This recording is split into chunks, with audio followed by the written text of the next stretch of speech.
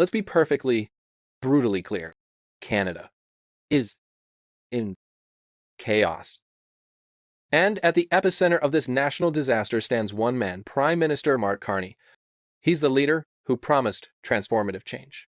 A new dawn for Canadians. But what have we got? Nothing but a relentless, pathetic stream of excuses. Excuses for the soaring cost of living. Excuses for the crime plaguing our streets. Excuses for the chaos that has become our new norm. For every failure, for every broken promise, for every family struggling to make ends meet, Mark Carney has one single, obsessive answer. To point to trembling fingers south of the border and blame Donald Trump. From the crippling price of food at the grocery store to an economy that is actively failing its people, Carney cannot seem to construct a single sentence that doesn't use President Trump as a scapegoat. Honestly, it's just getting sad. But this isn't just a new problem. This is a sickness that has infected the highest office in the land for years. We've been here before. We've seen this movie. When you look around, what has really changed? We were told Carney would be different from Trudeau, but all we see is the same old liberal mess. The same empty rhetoric, just with a different suit and not as nice hair.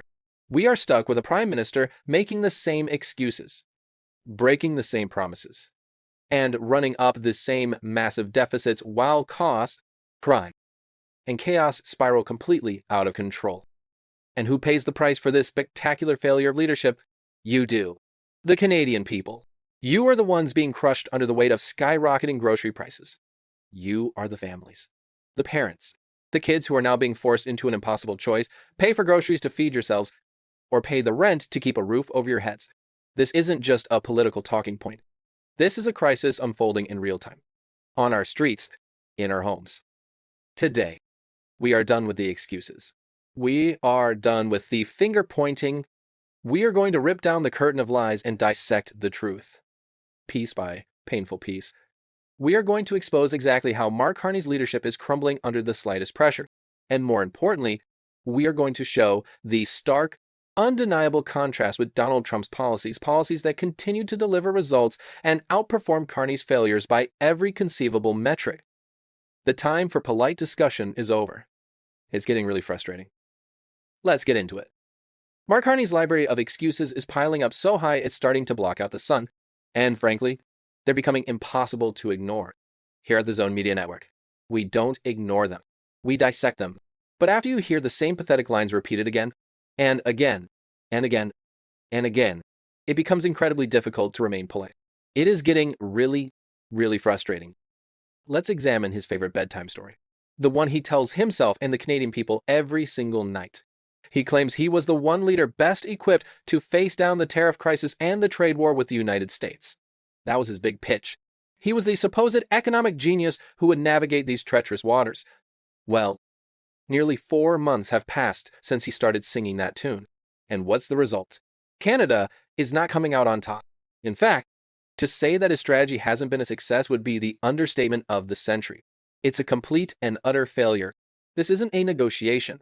It's a surrender. He talks and talks, but he has failed to put an end to the tariffs, failed to secure a favorable agreement, and failed to make protecting Canada's economy his true priority. This is his go-to playbook: blame Trump for the tariffs, promise some vague economic growth that never, ever materializes, and then act surprised when his leadership is exposed as a total failure for the Canadian people. But let's cut through his noise. Let's stop listening to the excuses for a moment and talk about something he can't spin, something he can't blame on anyone else: the brutal, undeniable reality. The simple, catastrophic truth is that under Mark Carney's watch, Canada's economy is shrinking faster than any other in the G7. Read that again? Not just shrinking, but shrinking faster than every other major advanced economy on the planet. This isn't just a small stumble. It isn't a little hiccup. It is a full-blown economic disaster, a national humiliation playing out on the world stage. And while Canada's economy is in a catastrophic freefall, where is Trump's America? It's booming. It's thriving. It's demonstrating what real leadership and sound policy actually look like. And this brings us to the ultimate betrayal, the most egregious lie of them all. We have to hold him to his own promises. In a spirit of nonpartisanship, do you remember the grand promise he made? He stood there, wrapped in all the media hype, and declared that he would deliver the strongest, fastest growing economy in the G7. That wasn't just a goal. It was his central pledge, the very foundation upon which he built his claim to leadership. And what did he deliver instead? The exact polar opposite. He has given Canada the fastest declining economy in the G7. All the big promises and the breathless media coverage about this supposed savior are now colliding head-on with a devastating reality. And it's the hard-working people of Canada who are paying the price for his incompetence. This isn't just a broken promise. It's a bait and switch on a national scale. It's another classic liberal tactic from another liberal prime minister, proving that nothing has truly changed. The promises were made, and they were not kept. This is the foundation of his failure. And from this single, catastrophic broken promise, all the other disasters begin to flow. We have now established the foundation of this national failure, a collapsing economy built upon a mountain of broken promises. Now, it's time to perform the autopsy. We are going to dissect this disaster, piece by painful piece, because it is within the granular details of everyday life where the true scope of Mark Carney's betrayal is revealed. We will meticulously examine the 4 pillars of Canadian life that his leadership has systematically eroded: the food on your table, the budget that runs your country, the jobs that support your families, and the roof over your head. Each one of these pillars tells its own story of catastrophic incompetence and classic liberal misrule. First, and perhaps most personally, let's talk about the cost of your groceries. This isn't just another abstract policy debate. This is the very metric Mark Carney personally asked you to judge him by. Let's allow me to remind this Prime Minister of his own words. On the very day he swore in his cabinet, he stood before the nation and declared that Canadians would judge him by the cost at the grocery store. Well, Mr. Prime Minister, the judgment is here. The verdict is in. And that verdict is failure. You promised that food would cost less. That was the explicit promise. The reality, food inflation is not just rising. It is accelerating, climbing faster than ever before. It is now soaring at a staggering 70% above your own government's target. This isn't just a number on a spreadsheet. It is a direct slap in the face to every single Canadian who took you at your word. This is another textbook liberal bait and switch, because this Prime Minister is, at his core, just another liberal. We are now 6 months into your tenure, and your legacy is that Canadian families and their kids are being forced into an impossible, unthinkable choice. Do they pay for groceries to be able to eat, or do they pay the rent to keep a roof over their heads? In a nation as abundant and rich in resources as Canada, your leadership has brought citizens to the brink of starvation and homelessness. And what is your excuse for this national disgrace? You blame Donald Trump for supply chain issues. Seriously, let's be crystal clear. Trump is the American president. He did his job. He secured America's supply chains for Americans, because his priority is America first. You, on the other hand, cannot even keep food affordable for your own people. And you have the audacity to point fingers at a leader who is actually succeeding for his country. It's the same old tired liberal playbook, broken promises, followed by more pathetic excuses.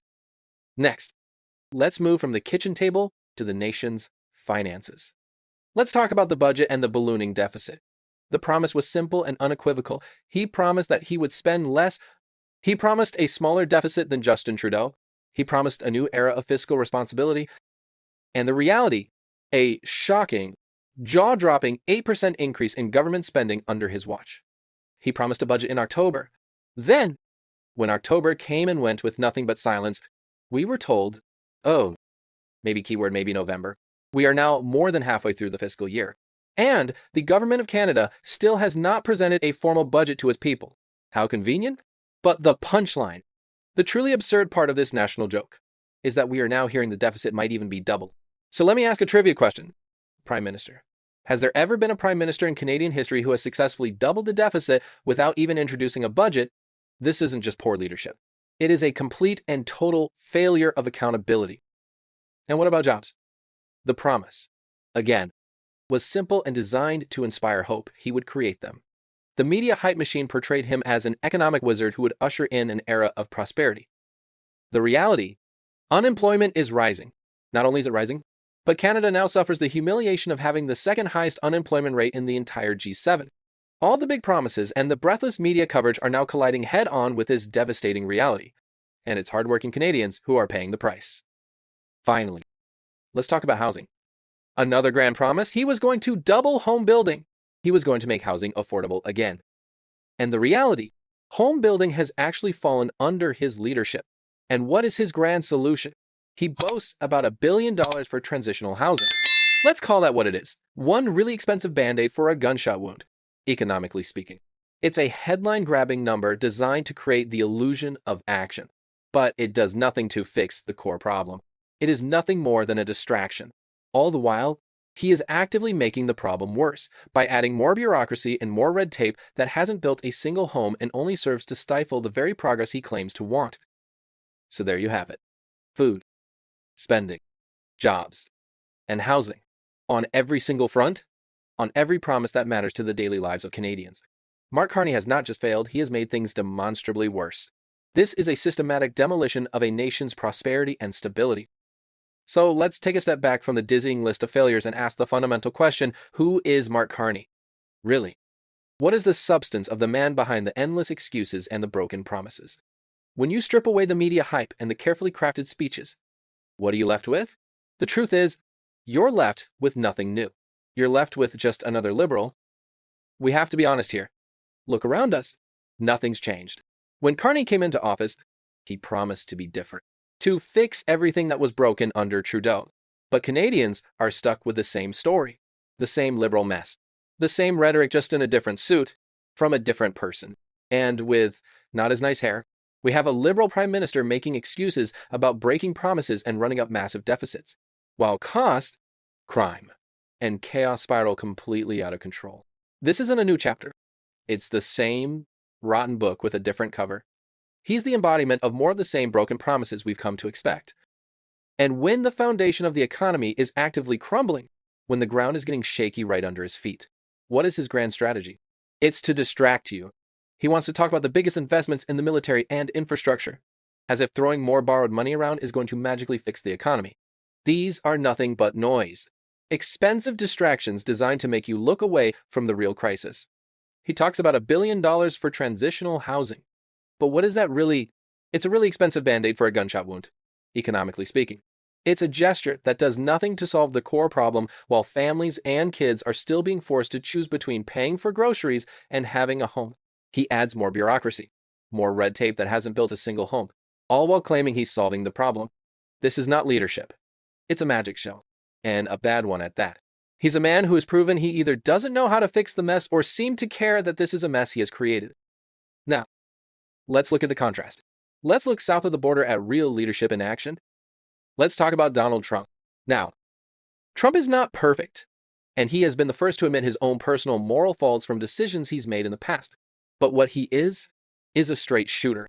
He is decisive. He is courageous. He tells you what he thinks. And unlike Carney, he has proven, beyond any doubt, that he loves America. His policies are not just empty talk. They have unleashed growth, created jobs, and put America on a path to strength and independence. While Carney's Canada is stuck in the past, mired in excuses and decline, Trump's America is the future. While Canada's economy is in freefall, the fastest shrinking in the G7, Trump's America is booming. While Carney's incompetence leaves Canadians facing the second highest unemployment rate in the G7, Trump's economy has a booming job market. While Canadians are crushed by soaring food prices, Trump's America enjoys low inflation. This isn't an accident. This is the direct result of two completely different approaches to leadership. Trump protects his people.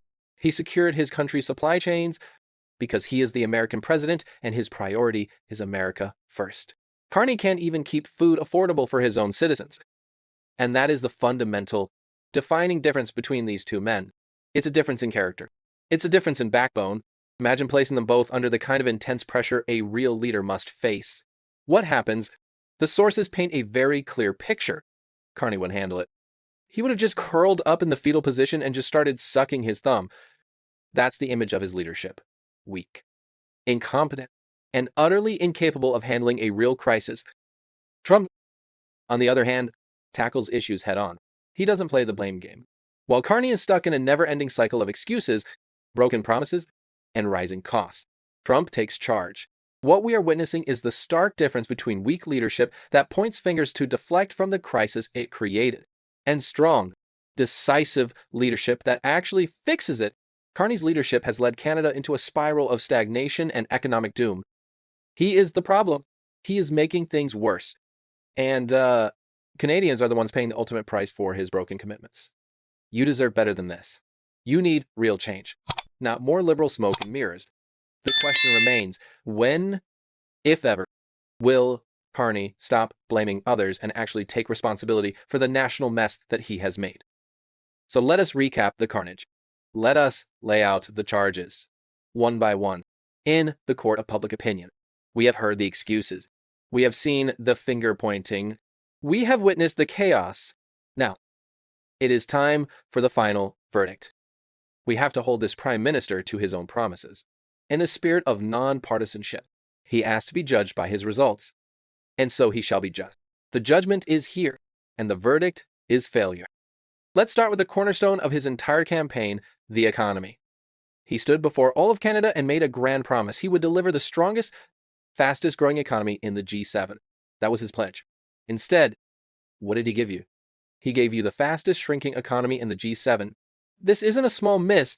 This isn't a minor hiccup. It is a full-blown disaster. A national embarrassment playing out on the world stage. He promised he would create jobs. Instead, unemployment is rising.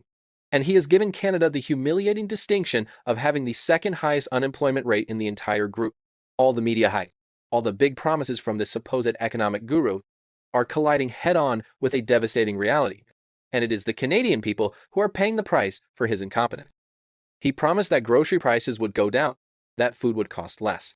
Instead, food inflation is accelerating faster than ever, soaring to a staggering 70% above his own target. This is a slap in the face to all Canadians. And what's worse, 6 months into his tenure, Canadians, families, and even children are being forced to make an unthinkable choice, pay the rent or buy groceries. Winter is coming, and under Mark Carney's leadership, people are choosing between having a home and having food on the table. He promised fiscal responsibility. He promised his government would spend less. Instead, he delivered a shocking 8% increase in spending. He promised a budget in October. Now we're told we might see one in November, more than halfway through the fiscal year. And in a move of unprecedented fiscal recklessness, we now hear that the deficit might be doubled, all without ever introducing a budget. So let me ask the trivia question one last time. Has there ever been a prime minister in Canadian history who has successfully doubled the deficit without even introducing a budget? This is not leadership. This is a complete and total failure of accountability. He promised he would double home building. The reality, home building has fallen. His solution, a $1 billion Band-Aid for a gunshot wound. He adds more bureaucracy, more red tape that hasn't built a single home, and he has the audacity to pat himself on the back for a job well done. Economy, jobs, food, housing, debt, tariffs. It is a long, ugly list of broken liberal promises from another liberal prime minister. This isn't just a series of mistakes. This is a pattern. This is a reflection of weak leadership and pure incompetency. This proves what we've suspected all along. He is just another liberal. The suit is different. The hair isn't as nice. But it's the same old story. The same liberal mess. The same rhetoric. The same chaos. And the same out-of-control costs. The promises were made, and they were not kept. And when confronted with this mountain of failure, what does he do? He points fingers. He blames Trump. He talks about massive military investments as if that will fix the crumbling foundation of the economy. He blames supply chains for the food crisis he created. He blames everyone but himself. But let's be blunt. Let's call it what it is. The reason he's failing is because of Trump. It's because, as a leader, you either have it or you don't. And his performance suggests one simple truth. You suck at the game of leadership. So the final verdict is in. Mark Carney has proven, beyond a shadow of a doubt, that he is a complete failure. A national embarrassment. He is out of excuses, and he is out of time. His weak, incompetent leadership is not just failing to solve the crisis. It is actively making it worse. It is pouring gasoline on the fire. And it is the Canadian people who are paying the price for his broken commitments. Canadians, you deserve better than this. You deserve real change. Not more liberal smoke and mirrors. You deserve a leader who takes responsibility, not one who curls up in the fetal position when the pressure is on. You deserve a leader who unleashes this abundant country's potential, not one who stifles it with red tape. The time for waiting is over. The time for excuses is over. It is time to stop the chaos.